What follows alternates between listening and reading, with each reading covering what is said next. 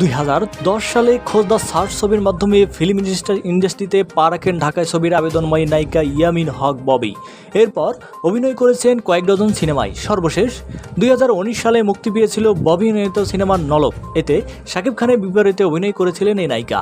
বিয়ে নিয়ে এক প্রশ্নের জবাবে তিনি এক গণমাধ্যমকে বলেন, বিয়ে না করে শান্তিতে আসি, এটা কি মানুষের পছন্দ হয় না?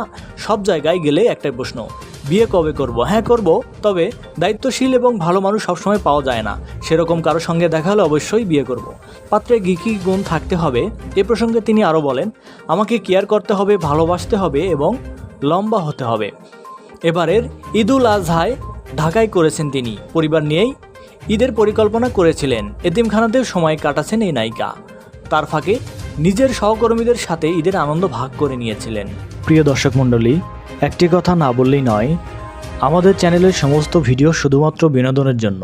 বিভিন্ন সময় রূপকর্তে শিল্পী কলাকৌশলীদের ছবি ব্যবহার করা হয়।